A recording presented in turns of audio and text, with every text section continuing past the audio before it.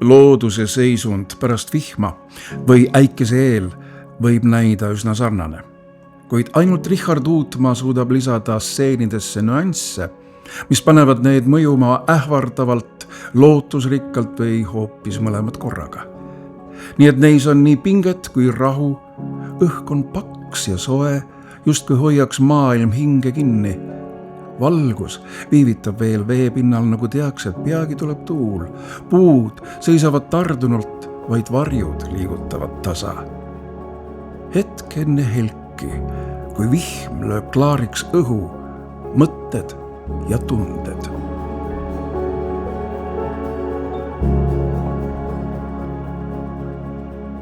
Lõikuskuu Lõuna-Eestis, värskelt seatud rukkihakid kuldsetel põldudel, mida esiplaanil paitab veel viimane suvesoojus, samal ajal kui järvepeeglil helgib tumenev taevas, üksik hele pilvepadi ja pehme puudesalu, mis palistab mägist maastikku. Taevas ise valmistub vihmavalinguks ja välgunoolteks, segades kokku kollast ja valget, sinist ja rohelist, nii nagu üksnes Richard Uutmaa seda suudab. Tabades ekspressiivsete ja elegantselt lohakate pinstilöökidega mitte üksnes looduse õrnust ja korda, vaid ka inimhinge tabamatust, saladust, mida vaid süda mõistab. Hetke, mil taevas suudleb maad oma pisaratega, mitte et kurvastada, vaid et pesta ja kasta. Toomas Vindi loodusmaastike kõrval on tema vähem esinevad linnavaated alati huvitavaks leiuks. Kanutiaed, Toompark või mõni muu müüriäärne roheala võime tunda kiusatust tuvastada, kus täpselt asuvad need trepid, mida mööda kulgeb ka tänani mõnigi teekond läbi uduse ja varase hommiku koju mõnelt mõnusalt olengult vanalinnas või hoopis asjalikult tööle. Olgu selle täpse asukohaga, kuidas on, sest Vindi metafüüsiliste linnaruumi tõlgenduste eesmärk ongi jätta vaataja fantaasiale ruumi just nii palju või kellelgi vaja. Võime lasta end kanda ka üksnes puhtast määratlemata ruumist, et ühe anonüümse figuuri kannul sammudes nautida selle esteetikat, sügavust ja avarust. Enn Põldroosi maalil on argine tegevus, jalutamine muutunud sürreaalseks, unenäoliseks rännakuks. Tegelased näivad hõljuvat mingis ajatusseisundis, natuke eemal reaalsusest, omaenda sisemaailma mõtte- ja tundemaastikel. Ebaargine ja julge on ka värvikäsitlus. Roosa koer, sinakas rohelised kehad, hajuvad näod. Oranžitäpiline taust on korraga rõõmus ja rahutu, piir reaalsuse ja kujutlusvõime vahel kaob. Kaabuga härra kaotab koera otsa komistades tasakaalu. Keegi vaatleb, keegi mõtleb, keegi unistab. See pole jalutuskäik läbi reaalsuse, vaid läbi mälupiltide ja kujutluste.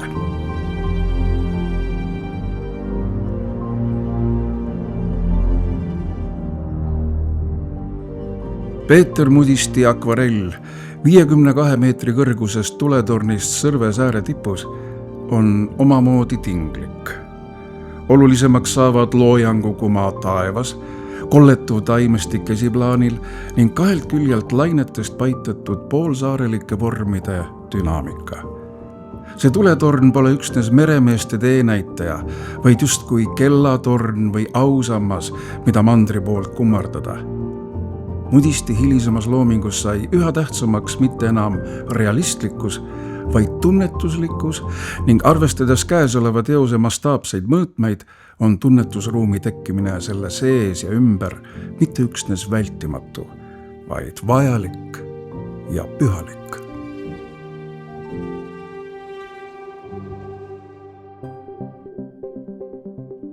Kui viinamarjad olid valminud ning veiniks pressitud ja kääritatud, seisis Vana-Kreeka veinijumal Dionüüsos hea selle eest, et toime oleks tuntav.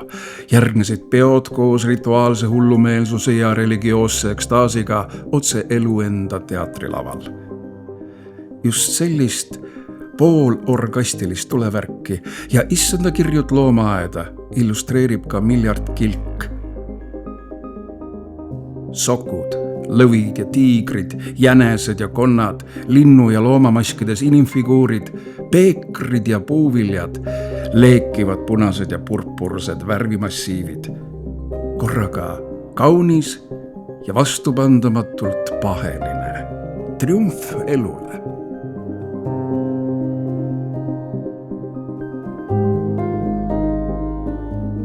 Jüri Palmi peamine huvi koondub sürrealistliku maailmatunnetuse uurimisele. Antud juhul veepinnale, kus sulpsatuse saatel astuvad välja päevitunud ja nõtked naisejalad, kus peegeldub sinitaevas ja mille all aimub tume põhi. Oskus muuta perspektiivireegleid viisil, et üldpilt paistab siiski ruumiline ja usutav, on omane just nimelt sürrealistidele.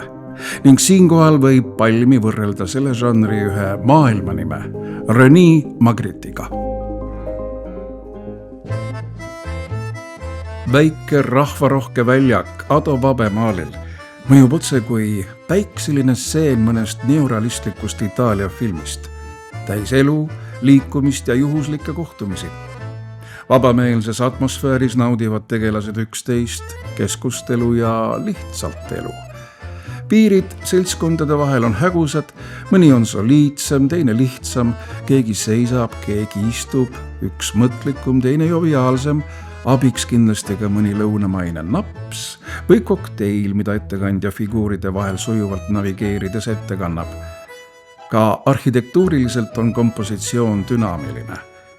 Esiplaanil kapp vaasiga ja väike purskkaev, keskel uksed ja aknad, nišid ja pilastrid, taamal lumised mäed ja sumenev õhtutaevas. Näib, et Vabegi naudib nähtud, sest eespool kirjeldatust kumab sõnatult läbi tugev emotsioon ja elujanu.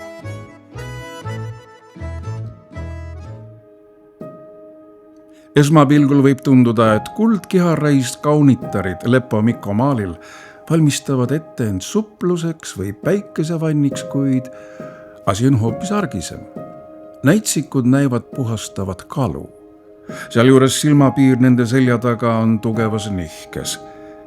Äärmiselt intrigeeriv motiiv, kus üheks saavad töö ja jõudehetk, murduvad taevas, meri ja maa, unelm ja reaalsus. Siinne killuke Kallaste panka on osa Eesti pikimast liivakivipaljandist, kus legendi kohaselt asus suisa vanapagana enda sepikoda. Kas ongi selles sepikojas leekiv tuli ja hõõguvad söed need, mis liivakarva kalda panevad hoopis punasena kumama? Sest just punasena nägi seda Johannes Võõrahansu, kuigi vanapagana asemel vihuvad tööd teha siiski kalurid ja nende kaasad, tassivad nootasid, sätivad võrke. Mainesseen kõrvuti muisse legendiga. Kunstikurmaani topeltvõit.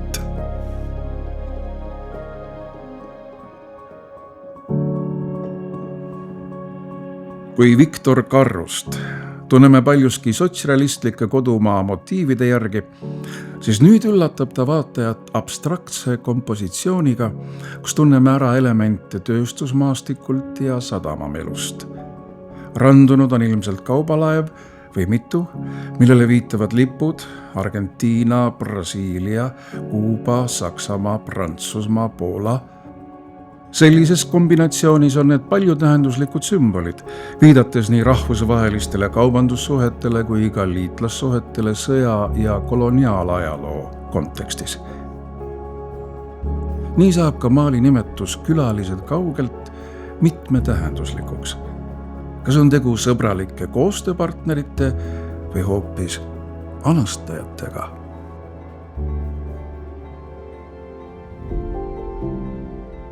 Võrratu vaade kunstihoone ateljeeaknast Vabaduse väljakule. Kohalikus kunstiajaloos on seda jäädvustanud mitmed meistrid ning Agu Pihelgagi leidis sellest eri aegadel inspiratsiooni. Lihtsatest lilledest lihtsates vaasides saab justkui ansambel, mille lavaks minimalistlik klaaslaud, ja partituuriks pildivihik. Taustaks radiaatoriribid ja avar aknalaud, korraga kodune ja suursugune. Teispool aknaklaasi Jaani kirik ning ajalooline Gloria Palassi kinohoone.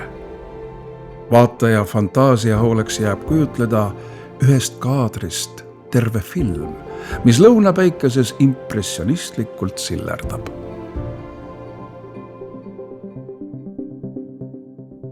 Korraga abstraktne ja kubistlik maal on stiliseeritud geomeetriliste kujundite kaudu, nii nagu ainult Edgar Valter seda suudab. Vormid on killustatud, kujundid murduvad nurkadeks ja tasapindadeks, soojad pruunid, kollased ja oranžid toonid loovad maise sügise hõngulise atmosfääri. Monokroomne värvigamma seob teose tervikuks ning lisab nostalgilisi noote. Dünaamilised figuurid hõljuvad otsa kui tuult kandvate vihmavarjude abil, sümboliseerides korraga nii tormi käes heitlemist kui ka vabadust, kergust ja rõõmu. Arhitektuursed vormid taustal meenutavad linnamiljööd, nende killustatus annab aimu mälestuste ja aja lagunemisest. Maali dateering viitab modernistlikule perioodile, kus vormiteadlik lagundamine oli selgelt taotluslik. Naiselik ja intiimne hetk pärast pesu. Enne uut päeva, kus peegelpildis sünnib Valerian Loigu muusast miniatuur, tema oma lugu. Valgus libiseb üle akti õla, alla mööda tugevat selga ja kumeraid niudeid, lööb särama parfüüm veepudelit briljantrohelisel linal, vihjab vargsi piltmälestustele öösinisel seinal. Kuklale tõstetud käsi varjab pooliti muusa pilku, kuid paljastab rinna, teeb ta korraga võrgutavaks ja haavatavaks. Müsteeriumiks mitte ainult vaatajale, mitte ainult maalijale, vaid eel ja ennekõike ainult iseendale. Kui tõmmata mõningaid paralleele oksjoniteoste ning muusika ja poeesia vahele, võib iga August Mattias Haageni suurejoonelist maastikumaali lugeda lausa oratooriumiks. Romantistlik ja biedermeierlik baltisaksa pärand saab taas kord särada, tulles taamal alla kõrgmäestikust veel kõrgema taevalaotuse alt, kulgedes ja lähenedes vaatajale mööda nõlvakut vana, võimsa ja väärika puudesalu äärest, astudes iga sammuga lähemale, nii et sammud saavad tõesti kuuldavaks.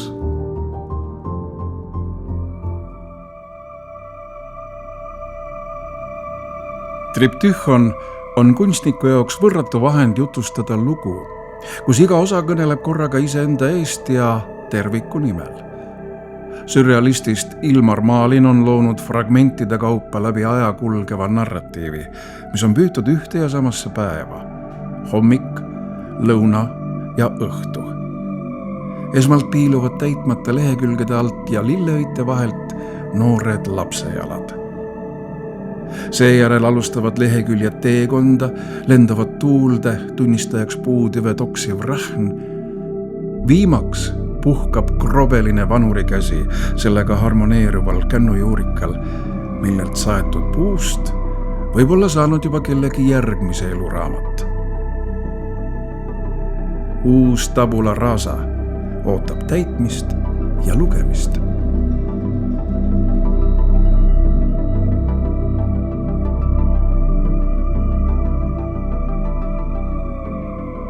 Vapustavalt värvisärav vaade Emajõe Ateenale pärineb perioodist, kui Christian Teder koos Alexander Bardi ja Adamson Erikuga Pariisis joonistamas käis. Nii et impressionistlikku inspiratsiooni tasub siin otsida otse armastuse pealinna pulvaritelt. Ent Emajõe puiestikus kumab ka uus asjalikku naivismi, kergemeelset lihtsust. Kunstnik kutsub vaataja pardale, viib ta keskpäevasele sõidule mööda kitsast jõge, mööda helesinist unistust, kus pisikases paadis istuvad 2 isikut ehk lähemal kui sõnad lubaksid. Kallastel kulgeb ja kihab aga elu omasoodu. Kõrgete pargipuude varjud tantsivad majaseintel, tornitipud tõusevad taevasse, pilved vahutavad pastelselt ja jõgi koos reisijatega pöördub käänaku taha tundmatusse.